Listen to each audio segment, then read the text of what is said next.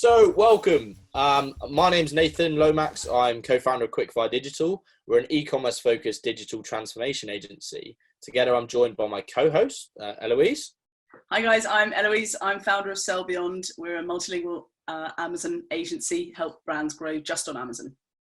Perfect. So essentially, Engage with E-commerce, which is the kind of brand that we're putting this all under, started under the guise of Heloise and I chatting the breeze, and we were shooting the breeze, and we were saying, yeah, actually, there's nothing really out there that's really practical information for e-com managers, e-com owners, store owners, right? It's all very generic, and so we thought, okay, let's put something together where we can come up with some practical tips and just deliver real value, and let's see where it goes. So the idea is to be the next Ant and Dec of ecom, but we are working on that as we speak. Matching outfits in the post. But for now, today, and further sounds, right? We need to work on that too. So for now, let's really focus on product landing pages and what they do well, what they don't do well. Maybe some examples. I don't know if you've got any examples that you've seen, but certainly for us, where can people start making quick wins from today? So I think the things we'll probably cover are maybe social proof, kind of personalization of the product page and the story. So many brands neglect that they're still telling a story. Clearly, the UX is so important on any site and any Amazon kind of page, but making sure that the next steps are clearly visible with call to actions, those kind of things.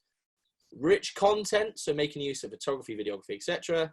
And then upsells and cross sells. And I dare say, knowing you and I, we will dive into a load of nuggets which are beyond those five. But hey, let's just 45 minutes, maximum value. Let's go. Absolutely. And just before we crack on, there will be a pop-up at the end of the webinar for those that want to avail themselves of a one-to-one with either Nathan or myself, looking at either your website, your Amazon store, your product pages, and sign up to get the details of the next free webinars we're running. So do jump on that and tell us how we did. That is a sign of a great partnership, right? You do the housekeeping and the kind of fire drills and that kind of stuff, and I'll just do the exciting stuff because right, housekeeping. And your needles in it. Fine. So let's get started. The first thing I want to talk about is a product page. Like everyone listening here, I'm sure, has product pages that they've set up or set up for their clients. And essentially, one thing that's often neglected is social proof, right? So many brands out there are just putting together a product page, thinking that they've done the hard work on the homepage, and actually they're not including things like testimonials, case studies, that kind of thing. I don't know how you guys have found it on Amazon, but certainly for us on Shopify stores and WooCommerce sites, there's just not enough social proof that gives the user enough to think, yeah, this is absolutely the person I want to transact with. What do you guys think? So I think on Amazon, the great thing about Amazon is a lot of people are very engaged in leaving reviews, and it's something that Amazon has been promoting for years. So people are used to reading reviews on Amazon, but they don't necessarily, as a seller, reply to them or get themselves involved in some of the Amazon review programs or look at the question and answer. And I'm happy to do a screen share about what a review section looks on Amazon. I don't know if you want to shoot by starting on one on your side of things.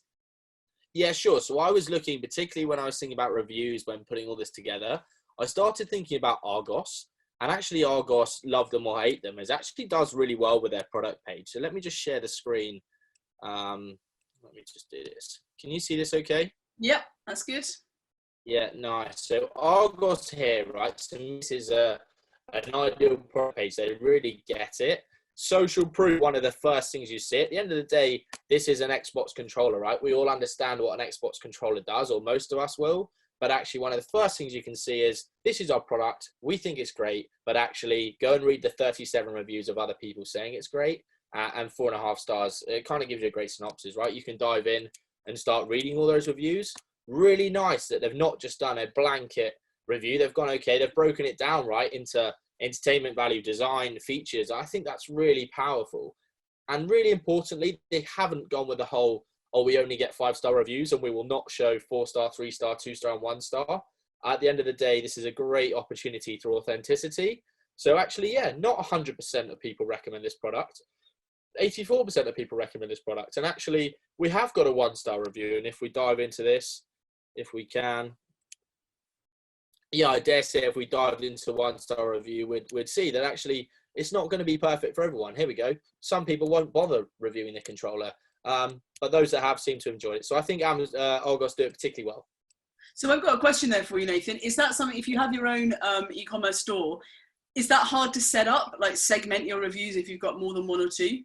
No, not at all. There's various apps and third parties that allow you to do it. I mean, the big thing that we always talk to our clients about is how can you capture the review? That's the hardest part. Right? The displaying the review is the easy bit. It's essentially an aggregation of feedback that then you display possibly through some scrolling. And I've got some other sites that I'll go through shortly, but we'll see a lot of these. So the question is where you're going to put it. Again, reviews hit.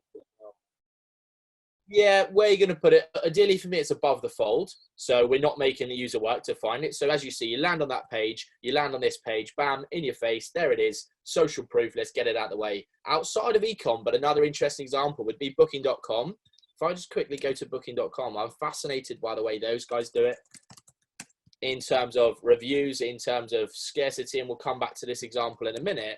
But yeah, these guys nail it. And the thing we'll come to as well is, actually, these brands spend thousands and thousands and thousands getting it right. So let's kind of drop the ego and let's say, okay, how can we learn from these brands as opposed to trying to reinvent the wheel? Like, again, we've got the review system. We've got an easy ability to review. I encourage anybody listening or watching to think about an email sequence you can send out after product purchase, because that's the perfect time to capture the review, right? As soon as that product's been purchased and you've given them a lovely web experience, how can you then capture the review? And then probably also think about, okay, what about a week or so after the purchase? Again, it's just got to be a typical funnel, right? So how can you drip feed content and say, hey, you've had the product a week, just wondering what you thought. Who was it? I got what Amazon do that very well, actually, in terms of book purchases. What a great segue to, let me show you my Amazon page. If you stop sharing.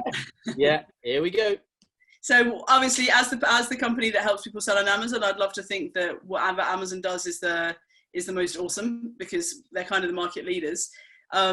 In terms of what Nathan was saying, of course, Amazon have their reviews above the fold. Like you said, we're totally on board about how to find them. The great thing is with Amazon is that you have two different types of things. You have both the review section, which you can't control where it is, but you can control whether you respond to negative reviews, and you have the Q&A section. So this is where there's a chance for your potential customers to ask questions about what's going on, and you can answer it as the manufacturer. This is a Balance Me product, Beauty, and Balance Me has answered it, or sometimes your customers will. So key point of reviews on Amazon is that, are you replying to them? Customer questions and answers, another type of social proof, and you really need to reply to them as the brand. And the second thing is that your Amazon will automatically, a bit like you were saying with Argos, they segment them on different features. Amazon will allow you to read reviews that concentrate on different areas. One other thing that is important to know if you are selling on Amazon is there are possibilities of getting involved in the Vine customer review program. If you're launching a new product, you can pay money to access panels of reviewers on Amazon who will review your product, and it's clearly a transactional arrangement, and Amazon doesn't hide that, right? A Vine customer reviewer, someone has been given product to review. In a way that's better than the other solution on Amazon, and I don't know how it works in other e-com worlds, Nathan. You search on Facebook for Amazon Reviewer Group, you will find a ton of people who will review your product for free or for a $5. You can find people on Upwork that do it. There are many review farms for you to get thousands and thousands of reviews. May help with product launch, may also make you look very, the social proof that you get from them, if everyone's reviewing excellent 5 stars, that may not actually help your brand at all, but they are there, and there are many, many people waiting to review your product just for a freebie. You have to decide whether that's right for your brand or not. That's it. I think I'd just caveat that with saying actually that while there's definitely a place in the market for that kind of thing, it all depends on your brand and your values, right? Essentially, for us, I've always advocated authenticity, and I would sooner see you sending out product to influencers and people like that and trying to get reviews that way, as I would see people just essentially harvest reviews. But there's definitely a place in the market for that, right? yeah, you have to make the decision that's right for you. It is against Amazon's terms of service to pay people reviews. That doesn't stop it. If you see products with thousands and thousands of reviews that are recently launched, you might be wondering how they got so many reviews in a quick time. But if the brand's been on Amazon for years, then they will have a lot of reviews, and you've got to get in and compete with them on better value. Absolutely. So that takes us on quite nicely. I guess a review is one thing, but another thing we often see neglected on product pages is the ability to kind of tell a story. Essentially, we find a lot of brands have an amazing story. They've been through a great journey, but they hide it on kind of the about page and stuff like that. And they lose the opportunity to really position themselves as a point of authority. A lot of people we work with sell what they sell because they love it.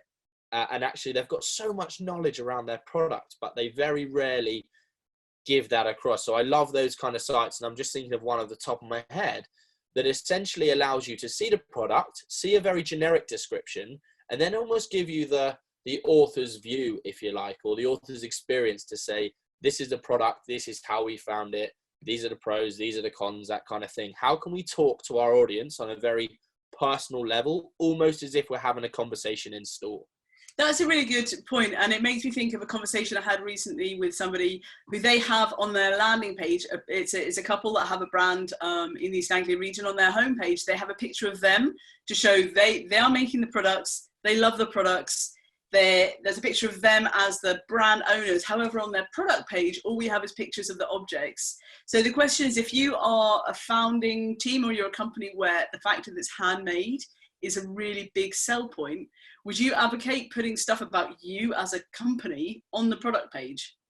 I don't know if it depends how you display that. Again, remember that you're essentially, you've got a finite amount of real estate on a product page. So I absolutely wouldn't have it as one of the first things. But again, if you've got it in a kind of drop down or some kind of accordion style setup, then no problem at all. But what I would definitely highlight, you've obviously got your standards, right? Your price, your features, your benefits, all that good stuff. But actually having something, like I said, an opinion, just as almost as if, I've always said, you're the shopper system, right? Online, we don't have a shopper system. We sometimes have live chat and chat bots and things like that. But actually, how can you give a little bit of personality along with your product? Because a lot of people will buy you because of who you are. And therefore, I think that's really important to try and portray that. So I'm thinking, and I'm not a great retail shopper, obviously. I live in a village in Suffolk. I prefer to shop online anyway. That's probably why I grew my business that way. I'm thinking if you go somewhere like Waterstones, you've got somebody's book recommendation where it's handwritten, why they love that book, that type of thing. Is that what you're saying, that you could have, we love this product because? Yeah, I mean, that ties into reviews, right? But actually it would be more for me. It's from the point of view of the owner, rather than the customer. Exactly right. Or if you're selling, I'm thinking more if you're selling maybe hardware or some kind of a DIY tools or something like that, like in a totally different space. Wouldn't it be great if actually you're not just going, this is what the drill bit does and everything else. It's like, no, this is my personal opinion of the drill. Great for digging, for drilling really big holes in the wall. Exactly, it's great, but at the same time, it gives you a bit of feedback when you're drilling, or just, again, you've got to think carefully. But I think it's really important to be honest and transparent and share your opinions. You're the expert, right? People are coming to you because you know what you're doing, you know what you're talking about.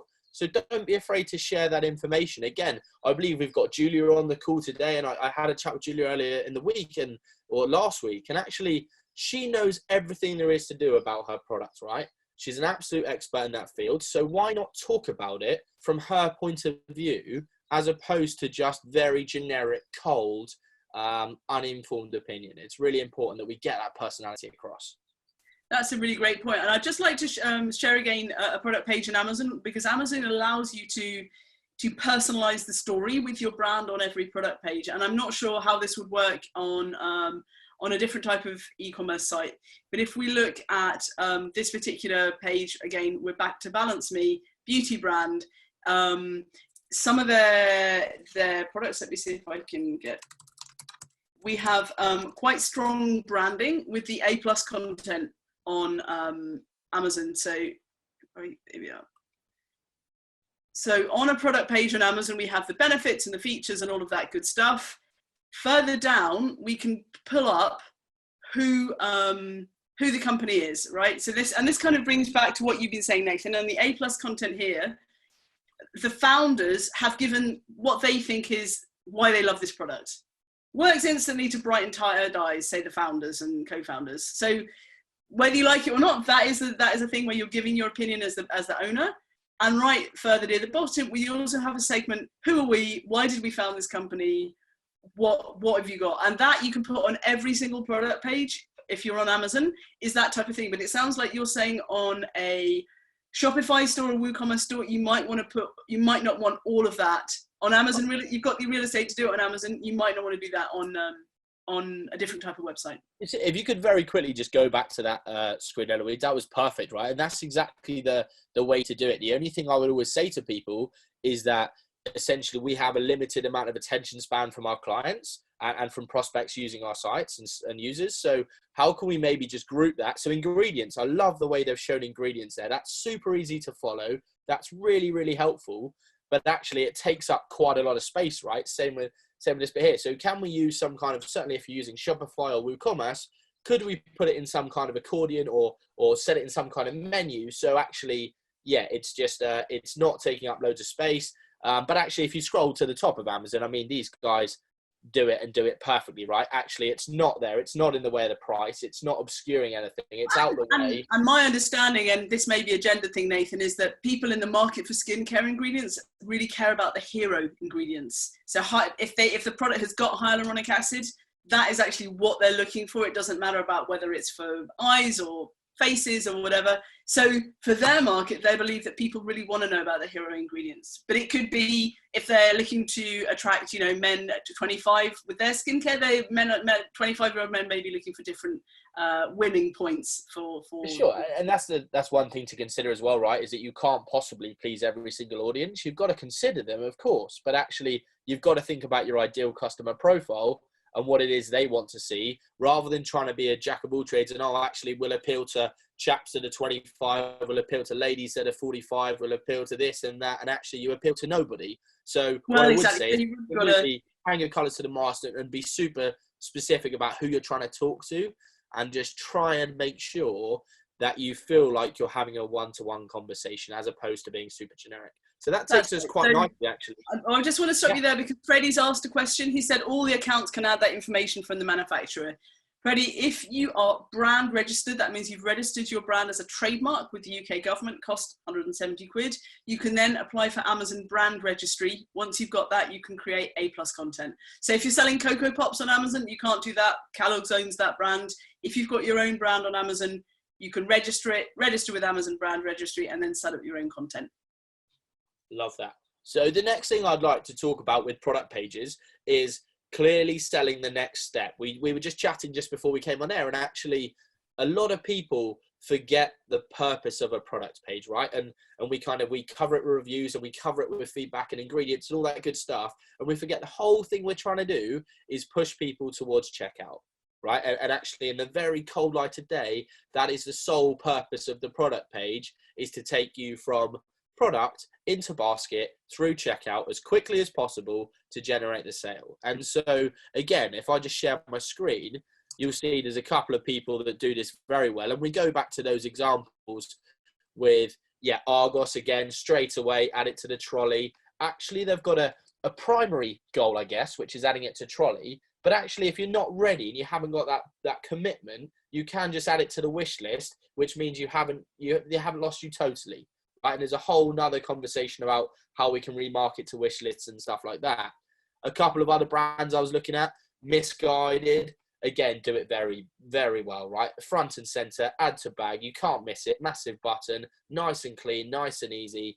That's the main thing we've got to make sure, is this experience is seamless. The second you start putting in hurdles and too many variants and too much for the customer to do, they just won't bother. Right, so how do we get them through the product page as quickly as possible, making sure they've got all the information? But again, down here, if you want to find out more, there's absolutely opportunity to find out more. If you want to look at size guides, all that kind of stuff, you can. But right now, front and center, let's add it to your bag. You either want it or you want it on the wish list, and let's not overcomplicate the options. Absolutely. And again, you look at I was going to say, it's a bit like the famous yellow box, buy it now on Amazon, right? You know where that is. It's so easy. It's absolutely identifiable.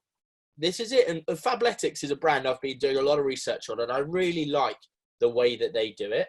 Essentially, you've got two options, and we'll come to this a bit later around surprise and delight. But this is phenomenal, right? In terms of, I've never shopped with Fabletics before, yet already I'm offered a VIP checkout. To me, that makes me feel special. And they really tap into that kind of emotional side of things, which I'm always talking to our clients about. People buy on emotion and justify by logic.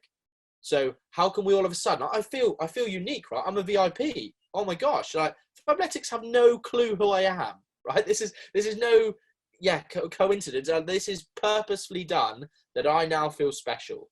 What's lovely as well is just the different options in terms of people uploading photos. I think they've done it fantastically well, right? So again, when you're buying a product, you're looking emotionally and you're thinking emotionally and you're thinking, actually, how does my life look and how does my lifestyle change with this product in my life? And actually, they've done it very well to say, okay, can you relate to this person? Does Eric remind you of yourself? Are you more a Jada? Like, who are you? And then you start to feel, yeah, I can really relate to that. But this VIP checkout experience is phenomenal. I've been, I guess for me, I'm looking at, like, I'm still don't understand it. I'm listening to you speak and I have no idea what that actually means. I still feel special, but I'd be really like, what the earth? What'd you get with it? I see, like in a real crude aspect, all you see, right, is that actually you've just saved, if I just quickly go back to that, the main thing to show you is that you see that you've just saved like $15 and you're just like, whoa, this is really cool. Like, I say $15 because it's me, and oh my gosh, I must just be my lucky day. Of course, it's not my lucky day. Anyone going on that would get the same experience, but I think they've done it really well, really nicely. And again, after your first purchase, a little message here. There's things about monthly charges. It's done perfectly. I think there's like, who are you selling it to? You're selling it to a demographic that wants to feel like a VIP in that way with a dollar save. You've nailed it. Then you've got you as a customer.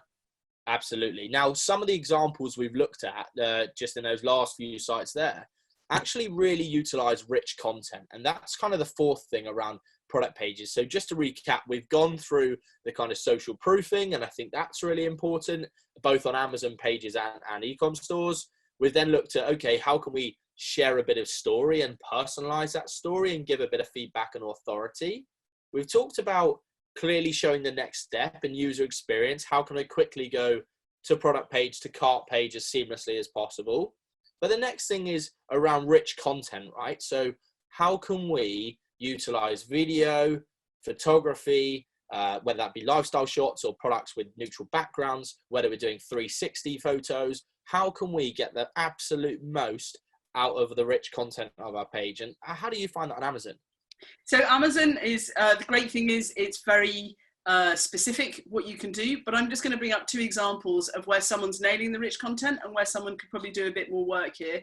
And the great thing is that as long as you're the brand owner, it's really, really easy. So I just want to have a look at two nut butter brands. So peanut butter or hazelnut butter. We've got two different companies here. This one company called Planet Plant Based. They have a big picture which isn't really optimized for the size. It looks a bit squished. And on the here, you've got two other pictures of the brand, right? You've got the ingredients list. That's all we've got, and a very kind of weirdly sized picture. Now, a competitor brand, it's one of the big success stories of startups in the food sector the last few years, Pip and Nut. Very, very branded, friendly, health food experience. Pip and Nut, same product page. Their images are sized correctly. They may be showing you the labels. They're also showing you cute graphics about what you get. You've got some, all of the benefits, and you've got somebody holding it. And some of their other product pages, they've also got videos as well. That is such an easy win for six, for the 6 or 7 pictures you've got here. There is no reason why you've only got 2 and they're badly sized. You can hire someone on People Per Hour for like $5 to resize your pictures if you don't, for £5 if you don't know how to do it. Those Amazon is handing you on a tray all the ways you need to do that. So just go do it. They're cracking examples. I think it's really important, actually. Videography is massively important. And just, again, selling the experience, right? Now's the perfect chance. One of the brands I've really enjoyed looking at is a brand called Bando. I'm just going to share my screen again and and show you guys this. It's again, I think they do it so nicely. Can everyone see that? Can you see that? It's just Heloise? coming up now. They can, yeah. Yeah, lovely. So again, Bando, just the way they do it, it's just so effortless as you scroll through products.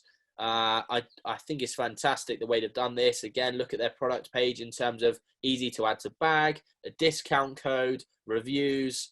Again, nice and neat in terms of their presentation, bullet points as opposed to the absolute Bible in terms of your product. Like, no one wants to read War and Peace about your product. Yeah, they just want to see the absolute snapshots. Okay, what's it got in it? Sizes, dimensions, ingredients, that kind of thing.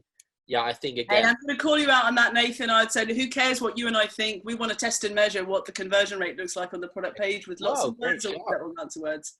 You're not going to get away by just saying my gut feel says minimalist. I tried, but yeah, no, you're spot on, right? Essentially, just because I have an opinion, just because you have an opinion, just because the listener has an opinion, the only opinion that really matters is the client, right? So trial it, split test it, see what works, see what doesn't, and I guess you'll all have different answers, but certainly for us, I really like the way in which these guys have done it. It looks beautiful from an aesthetic perspective. It looks beautiful, and it looks like in that particular product, they've just got product images. For that particular product, they don't need to have brand or story much in the product images they're showing. It's all the different. I think of all the ones we've seen, Pip and Nut did it perfectly, right? That was a really nice example. And actually, the reason I came to Bando was actually mainly for our next point, which is the fifth kind of takeaway, which was really around the upsell and cross-sell opportunity. Now, we don't want to distract people in terms of getting them to not buy this and buy something else. But what we do want to do, and actually there's an opportunity to possibly add this at checkout as well as just at product page. But again, Amazon are the absolute masters at this, right? In terms of you've bought this, people that bought this also bought this. And how can we take the average order value from, say, £28 here to maybe £58? Because, again, I'll just look at that as well. That's a really nice little hover over so you can see the details and the embroidery and that kind of thing. But actually here, what they've done super well is, yeah, as you scroll down, they just go, oh, yeah, okay, you like this, you might also like this. Or some other sites we've seen, again, misguided, very well in terms of other shoppers bought this. Or actually, let's get the whole style. Why just get the top or just get the jeans or whatever? Let's get the whole lot and build an absolute bundle, which of course increases average order value, which is brilliant. In terms of Amazon, I guess you guys do that as well, right? And do it well. Yeah, I'll give you, if you stop that screen share, I can bring up some of the possibilities you've got on Amazon. Is again, typically with the A+ content and probably with the variations. So here we've got a brand that, another beauty brand, another vitamin serum brand, and what they've done on their A+ content down here is they're similar things, great ingredients, great stories, is they're showing you the range. So Amazon will allow you with A+ content to put in links for all the other product pages. So that if you use that A+ content wisely, you can put in the links for the other product pages and people can click on it, because on Amazon pages, all of this stuff compared with similar items, you don't get to control it. It's Amazon's algorithms that are saying what people wanted to shop for or other ads related to this item. You can't control that. The only thing you can do is make sure you do the best job possible of your A+ content. So you are telling everybody what the steps are. Here, the steps for the beauty regime, that is, and then what else is in your range. Yeah, that's really nice. And actually, I guess that's a benefit of having your site right and controlling all the elements of your site, is that you are the one that determines the products it's compared to and everything else, because they're all your range. You get to style the products, whereas Amazon can, and I'm sure we've all browsed on Amazon, I don't know, for a pair of shoes or something, and suddenly you'll see people that bought this also bought iPhone chargers, and it's just because the last person that was on there bought something completely different. You're like, that's not what I was shopping for. Whereas at least on your own website, you can try and craft that a bit better.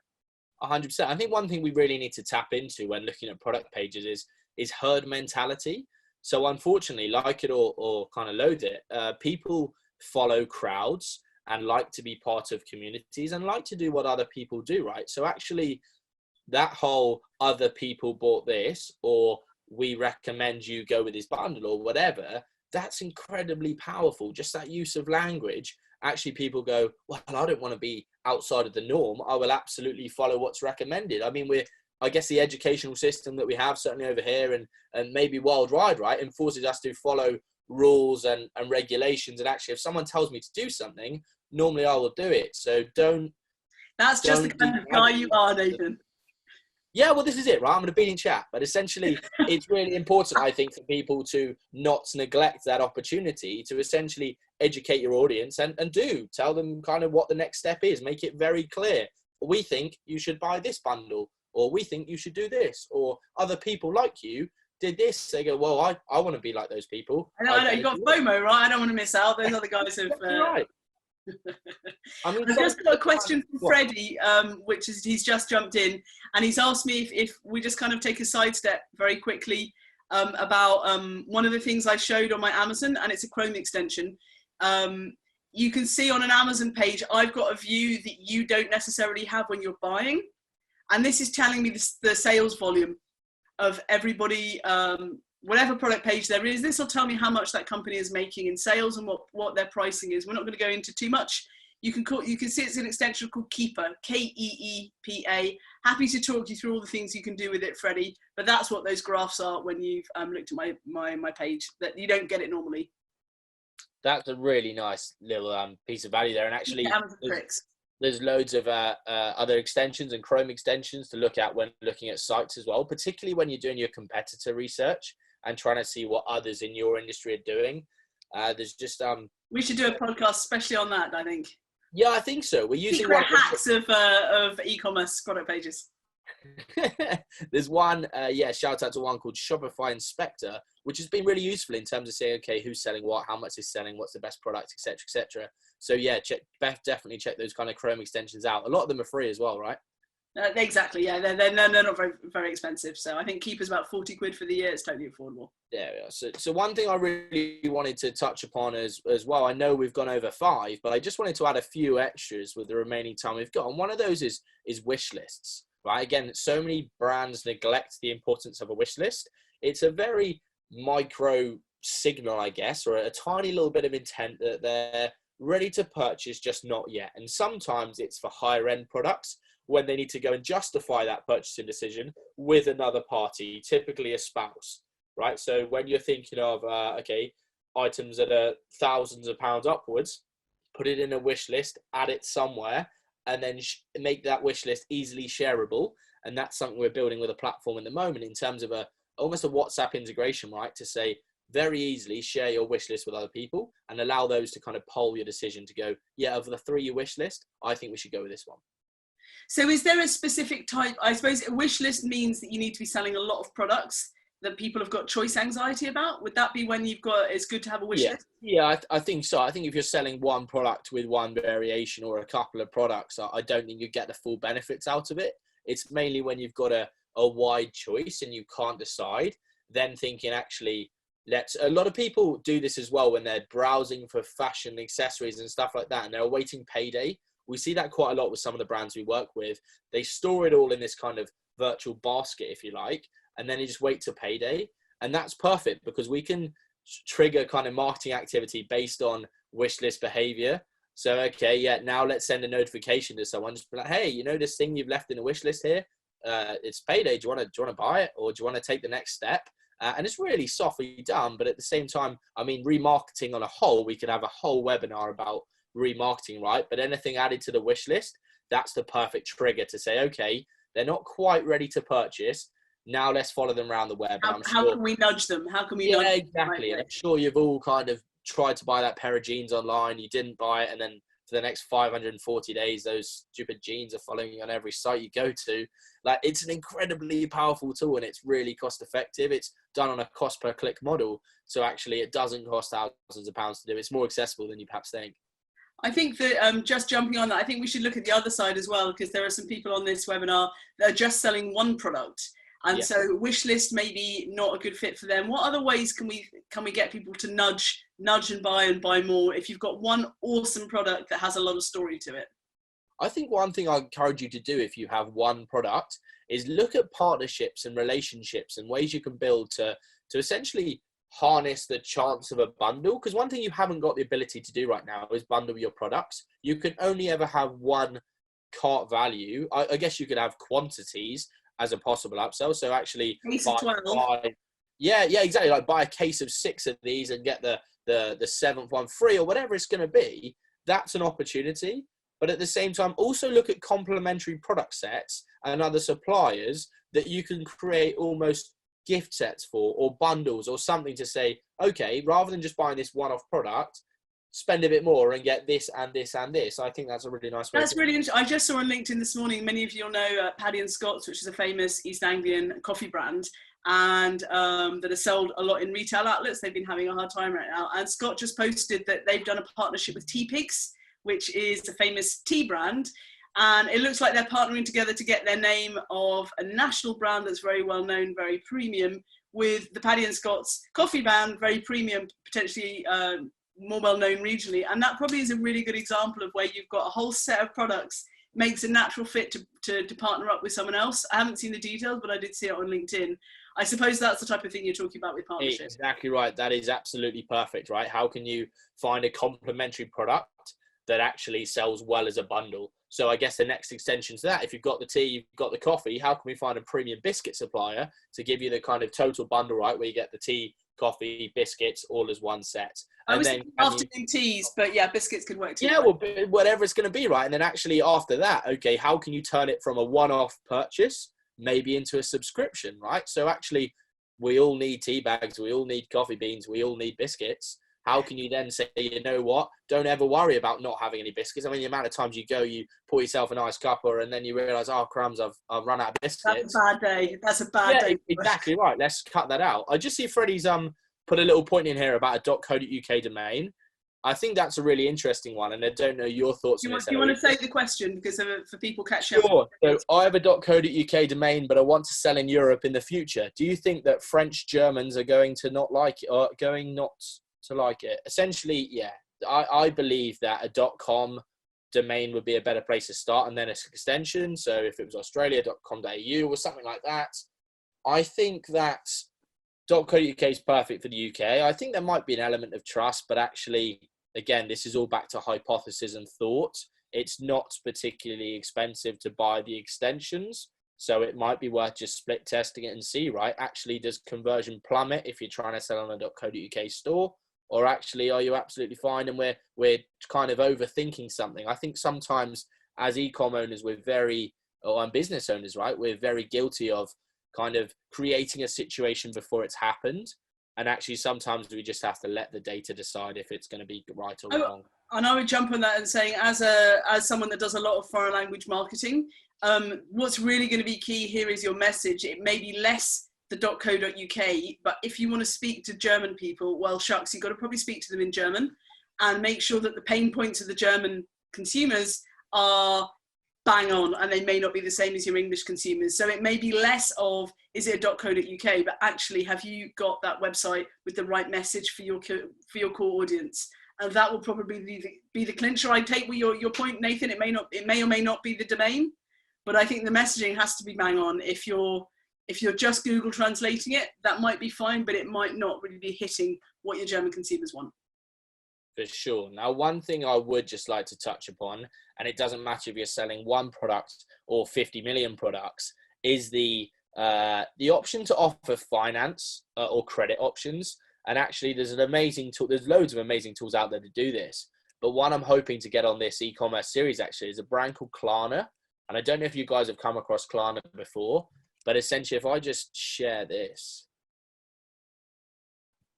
essentially, Klarna gives you an opportunity for your customers where whenever we're taking people through a purchase, right, all we're doing is handling objections and overcoming them. And one of the typical objections you may see is price. So to be able to say, you know what, this product is 500 quid. I know that's not realistic right now, but actually pay later in 3 interest-free installments, or pay 30 days after you've actually had this product, I think is a hugely valuable tool if you're selling slightly more expensive items or you're wanting to build big basket value. So I would really recommend looking at a Klarna and other solutions like this, where you can kind of offer purchasing options, which again, just allows you to go back to the user and say, okay, you've had this objection. Okay, I've taken down that barrier. There's now another option. What's the next objection? I'm going to jump in there, Nathan, and ask you, I don't know that much about Klarna. It may not be in the demographic. Maybe I'm super rich and no one knows, right? So that's why I don't need Klarna. But, Are we thinking that that's for people with a certain income bracket, people that are looking for certain types of product? Do we know where Klarna is getting the most traction right now in terms of e-com? I mean, the one thing I'll say is it's particularly relevant for millennials and the next generation of buyers and Gen Zs that actually are so used to having monthly payments. Look at the world in which we live in now. How many people don't buy a car outright these days, but put it on finance and pay it off monthly? How many people do the same with phone bills? How many people do the same with sofas? You look at a DFS or something like that, right? You can now have all your appliances from Hughes or whatever for 50 quid a month, a brand new fridge, rather than 500 quid, right? And actually, the way in which people's purchasing habits are changing, a lot of people are using this kind of finance option. So I think actually, if your brand is trying to appeal to a slightly younger demographic, or I would say younger is probably a fair analogy, then consider payment options. It's just, again, it's all about how can we answer the problem of the customer and how can we overcome objections. So some people might not use it. Some people may absolutely love it. No, I think great shout, and it really comes to what's the most relevant app for your demographic. If we're selling to silver surfers, maybe we want to have access options and have your product pages with fewer words or in much larger fonts, or something that's going to make it easier for people on iPads with reading glasses to understand immediately. 100%. The whole premise of a product page, and actually any e-commerce store, I always say, it's a bit like horses for courses, right? You have to do what's right for your ideal customer, not necessarily what's right for you. And that's one battle we always have with brands, right? Is they build their product pages based on what they think is right, but actually they're not the audience. The audience is a totally different demographic that doesn't need those features and those bells and whistles. They need something totally different. And that's what I would always encourage you all to do. And it sounds very basic, but people still miss it time and time again. Put yourself in the shoes of your customer. What do they want to see? You call it horses for courses. I call it go ask grandma. My hot tip to anyone is you should have a grandma, a mother, a neighbor that doesn't know anything about your brand and doesn't really care about it. Go ask them if your product pages make sense. If they don't understand it, if they still say, I don't really get it, grandma's usually right. Like, take a step back, get off your high horse and ask what grandma actually understands about your product, because that's the best thing, having someone outside your head that is going to help you figure out, really, is this speaking to anyone apart from me, the business owner?